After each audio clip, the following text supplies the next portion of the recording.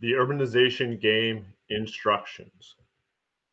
Introduction. The year is 1700 and the nation is England. The scene is a rural village. Life here in our rural English village is similar to other villages throughout Europe in the 18th century. Change traditionally comes very slowly. People move at a slower pace and have access to very little information about the world outside their village. London, England's largest city, had a population of about 750,000 in 1750. Three out of every four Englishmen were rural and lived in small villages like this one. The average village was inhabited by about 200 to 400 people. The tallest structure in the village was the church. The religion of England is Anglican, the Church of England. Home life and work life were closely integrated. Most work was done in nearby fields or in the home, called the domestic system, or perhaps in adjoining workshops. The family was the economical unit as well as the social unit. Every member of the family worked very hard from sunup until sundown. Even small children had chores. The home of the villagers were very small, with earthen floors and inadequate lighting and ventilation. All family members slept in the same room. So if you have younger siblings, think about that. Uh, Lived in the same room, sharing quarters with livestock. Sons worked with their fathers to farm and tend livestock, while daughters worked with their mothers to clean, cook, sew, and carry out other domestic chores. Life expectancy was slightly over 40 years of age. Most people married in their teens and had babies before they were 20. It was common for women to die during childbirth, so the average marriage lasted about 15 years. Stepmothers and stepfathers were common. One baby out of every three died before their first birthday. Only one child in two saw their 21st birthday. Unlike France, the English were not rigidly divided into social legal estates. However, there was a distinct social class system. Most English citizens were poor farmers. A few were middle class, like the bourgeoisie of France, and they lived for the most part in London. A small minority were aristocrats and usually owned large tracts of land in the English countryside.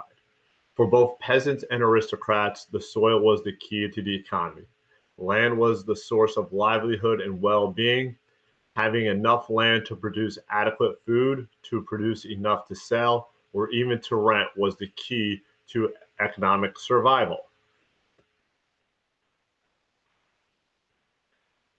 Traditions concerning land guided daily living. These traditions were designed to ensure the stability and welfare of the greater community. Hence, marriage and inheritance were geared to maintaining family property intact. Marriages were always arranged by parents to maintain or to better the economic status of their sons or daughters. Not all could get married, however. A man had to generally own land on which to support a family before he dared to marry. It was not uncommon for men to wait until their 30s when they inherited property from their parents, which enabled them to marry. If a woman did not bring land into the marriage, had some kind of dowry. Daughters who inherited property from their parents had to pass it on to their husbands. All land was given to the eldest son, primogeniture, while younger sons might receive cash payments or wait for their older brothers to die. Family. The main occupation of England was farming. Private and public lands were not separated by fences as they are today. Every village had a public area called the commons. This was land which was available to anyone for pasturing, hunting, the gathering of firewood, growing of crops, etc. So poor farmers who did not own their own land or rented could eke out a marginal living by depending on the commons. Unlike France, most English peasants or farmers did own their own land, however small. Villages were connected by a system of dirt roads that became almost impassable during the wet season. As a result, transportation was often slow and trade beyond the village was not easy.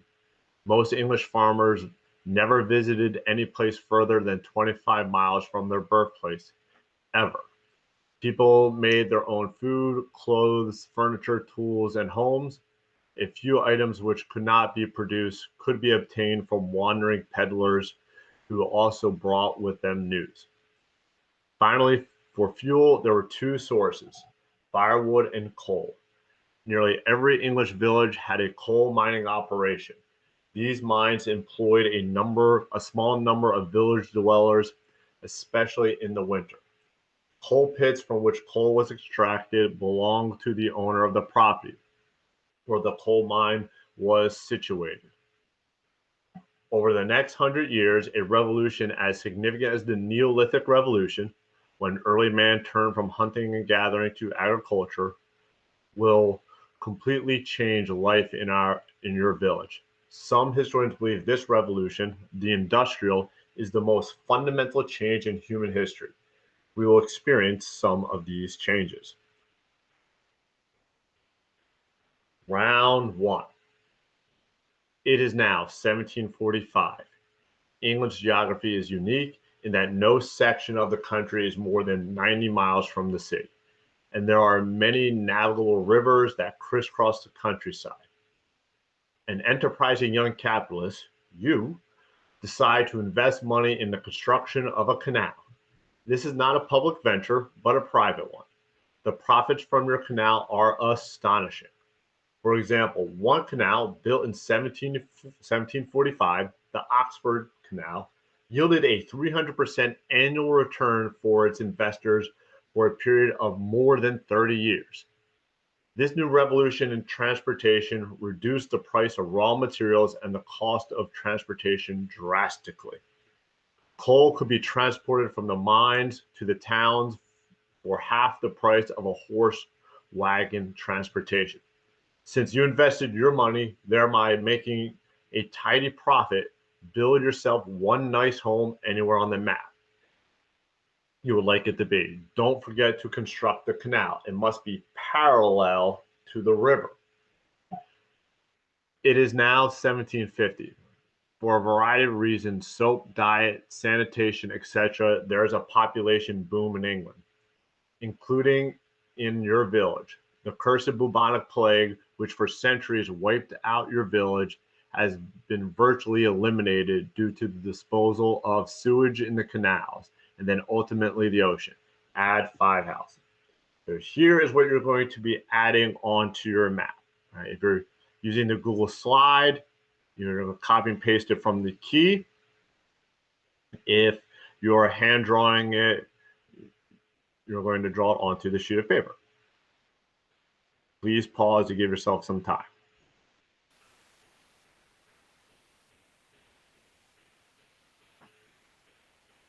Round 2.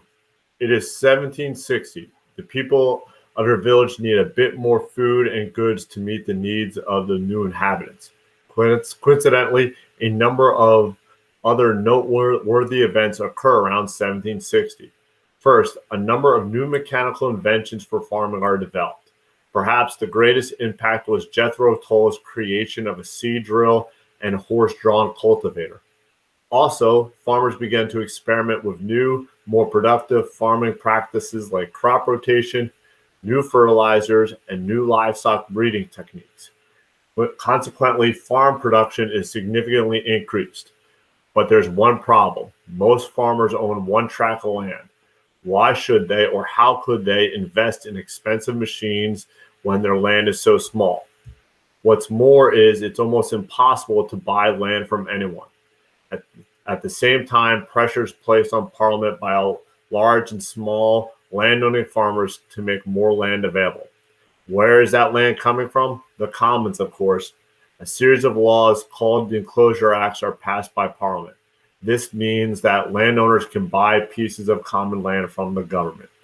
Add 5 houses and one more nice house. It is now 1773. A man by the name of Richard Arkwright invents a new machine that can spin and weave cloth 100 times faster than it could be done by hand in a farm cottage. The most common way of producing cotton cloth up to this time. The cottage industry, or the putting out system, He calls his new machine the water frame because its principal source of power was water. Let's imagine that the first water frame was built in your village because of the river. Since the water frame was large, a special building was needed, and thus the first factory for producing cotton was built. Add one factory, the water wheel one, as it is powered by water. Remember, the cotton factory must be placed on the riverbank. Canal water is not swift enough to generate the power to, to the working parts of the water frame. Don't add a smoke factory. Add 5 houses for your workers. Round 3. It is now 1774. Workers are needed to work in this new factory. Since many people, women, cannot compete with the spinning and weaving of cloth made in the factory, and there are a large number of poor families who have lost their livelihood due to the Enclosure Acts, we do have an available supply of workers. People move to your village to find work. Add the commons, add 15 houses, one church, one pub, one store. You may draw additional roads and one bridge. The profits from the first textile factory are enormous. It should be no surprise that Richard Arkwright is referred to with 2 titles, the first millionaire and the father of the factory. New factories are built in your community. Add 5 new factories. Must be on the riverbank as they need water power. The early owners of these factories called themselves capitalists because they had the capital or money to purchase the raw materials, the building, the water frame, and to pay their workers a fixed wage and make a profit. Add 5 more houses. So again, this is what you need to add to your village. Please pause to give yourself time.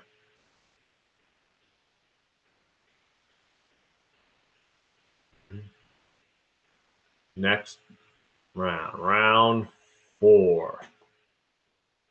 It is 1780. Unemployed workers from surrounding areas flood into your community looking for work. Although wages are very low, they look attractive to starving families. Housing is in great demand, and for the first time, a new kind of housing is constructed called tenements, basically apartments or the projects. Here, dozens of families reside under one roof. Add 5 tenements. It is now 1781. We've jumped a year. More workers need to live, eat, shop, drink, and worship. We need the social support services to go along with the demand. Add one store, one pub, one church, and a school for those families wealthy enough to send their children, the boys, to school. Since workers in their factories work 6 days a week, the only day of rest is Sunday. People flock to your churches, so make them convenient for their tired feet. So again, here is what you're going to be adding. Please pause to give yourself the time.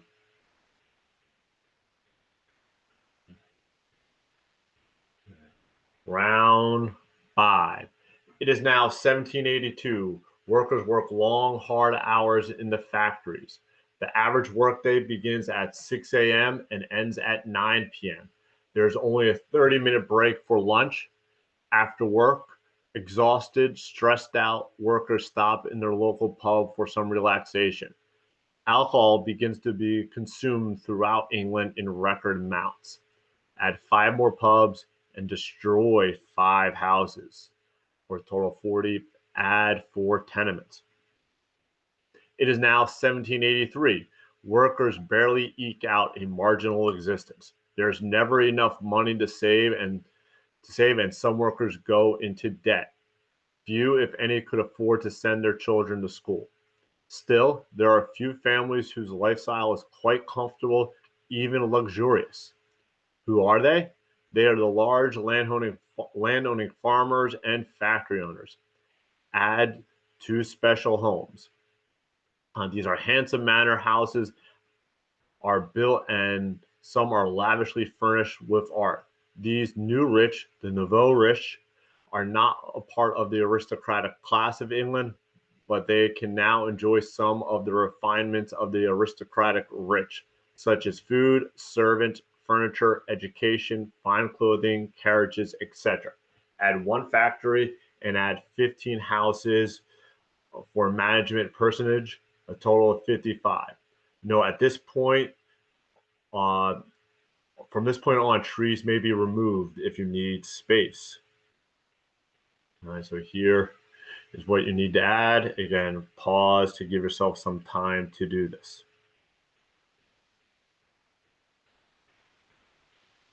All right, round 6. It is 1785. The American Revolution is over, but Washington is not president yet. A man named James Watt invents a new machine called the steam engine. The steam engine replaces the water frame. First, it is far more efficient. Second, it allows factories to be built away from the river. This source of power is more mobile. Capitalists quickly replace their water frames with steam power weaving and spinning machines. The main business in England is still textile manufacturing, cloth. Add 10 factories with smoke. Change all your water factories to smoke factories. Also add one nice house and 5 other houses and 1 tenement. The year's 1800. A man named Henry Court has just invented the puddling process. This process makes it possible for coal, which is fortunately in abundant supply in England, to be used as the primary fuel in the new iron industry. Consequently, your town is thrust into the new age of heavy industry. Large factory districts appear which manufacture iron at low prices and that can be easily transported by your canal. Add 1 new coal mine and 5 houses. So again, here's your list of things to add. Pause to give yourself some time. Round 7. The year is 1815. Coal miners are busy mining coal. There's a great demand for coal right now. Home heating, fuel for steam engines, for the production of iron, add another coal mine. Although in the 1700s, coal miners were adults who worked in the winter to supplement their wages, in the 1800s, they were typically children between the ages of 8 and 14, so from your age down. The work is dangerous and unhealthy. Children become victims of black lung, explosions, and accidents. Their growth is stunted as they spend 14 hours a day stooped over. They are malnourished and unable to exercise or eat properly. Casualty rates go up. Draw 1 cemetery for the children. Puts things in perspective. It is 1820. The existing canals and dirt roads cannot accommodate the heavy industrial traffic. New experiments with transportation using the power of steam engine are tried. The most successful appear to be a steam engine that pulls a series of wagons or cars on an iron track. The first railroad is tested and proves to be quite effective. Add 1 major railroad line connecting all of your factories to the coal mine. This must be 1 continuous track. That again connects the factory and the mines. You may build additional railroad bridges only as needed. Add 5 houses for your railroad builders. Again, here's what you need to add. All right, so pause it to give yourself some time. Round 8. It is 1827. This new revolution in transportation draws thousands of people to your community. Soon there becomes a surplus of workers. Capitalists who wish to ensure their profits decide to hire women and children over men because they perform the same factory labor at 1/2 to 1/4 of the price. More and more children leave their homes to work. Depressed, ashamed, and angry about their wives and children toiling in the factories, many men turn to crime and the social life of the pub. For the first time in England's history, alcoholism appears in epidemic proportions. Family life that existed for hundreds of years in England is disrupted. Family members seldom eat together or see each other. Add one jail, two pubs, and two tenements. It is 1835. Using steam engines, iron, and soon steel, British manufacturers introduced the power-driven machinery in many industries. The production of shoes, clothing, ammunition, and furniture become mechanized, as did printing and paper making. People used machines to cut and finish lumber, to process foods, and try to make other machines. Some new inventions and innovation processes had important byproducts. These byproducts are often developed into separate industries. For example, iron smelters use coke, a byproduct of coal, to improve the smelting process. Then someone discovered that the gases that the coal released during the coke making process could be burned to give light. During the 1830s, London and other large towns became the first two communities to pipe gas to burn in streetlights. Soon, all around England, hundreds of towns used gas to light their streets and homes. Add 20 street lamps. These are street lamps that must be located along the street. In fact, people can hang out at night. And here's the things to add. Again, pause to give yourself time to do it. Round 9. It is 1838. Let's look at the working conditions in the factories. The two predominant factories are textile and iron, steel. Working conditions in either of these two were appalling. Many workers contracted the deadly factory fever or white lung disease. It was probably a variety of lung ailments, cancer, tuberculosis, emphysema, etc. Other workers were injured on the job in factory accidents. There were no protective railings around the huge moving mechanical parts of the machinery. Children, weakened from the lack of proper sleep or diet, stumbled into machinery and were mutilated. Women with long hair that became undone often found themselves caught up in the moving machinery. Regardless, if you were unable to work, you were fired. There was no health insurance. There was always a daily line of unemployed workers waiting to fill vacant jobs. Add two hospitals, a cemetery, a railroad traveling east to west, and five more houses and a tenement. It is 1840. There's a need for quicker transportation. Coal, iron, finished products, and raw materials must be transported from one area of England to another.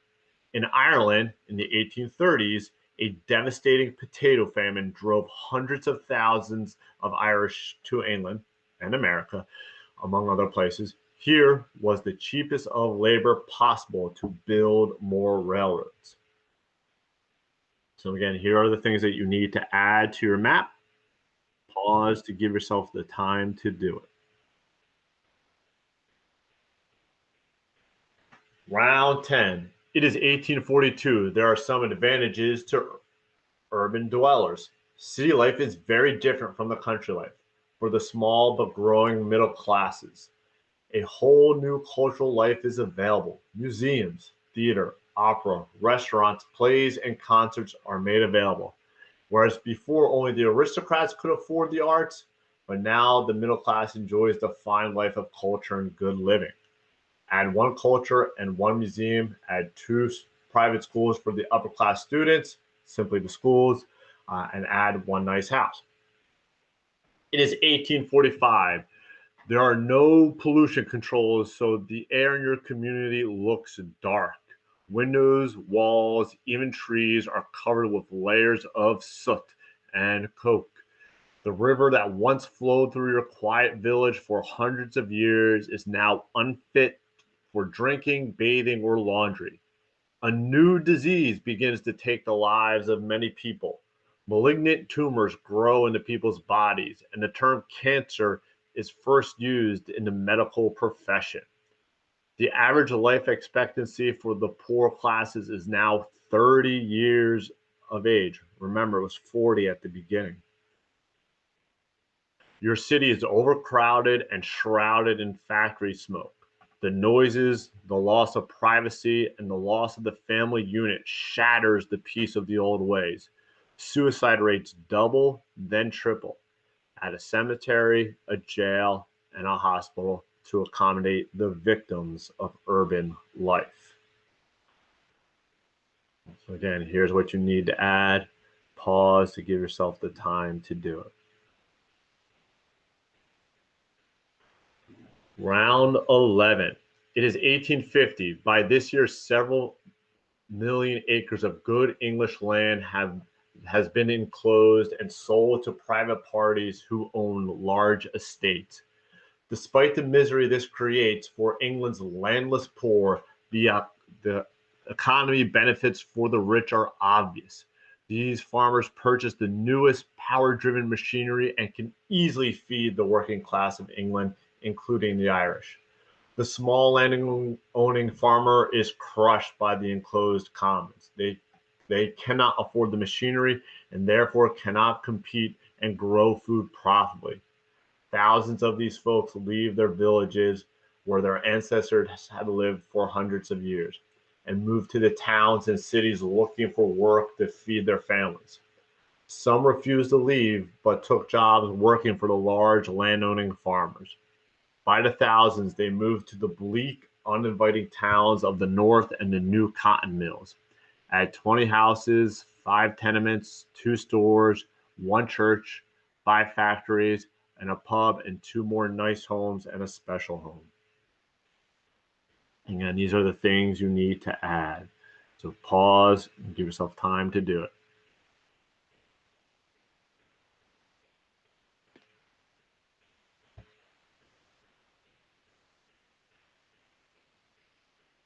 And that is the end.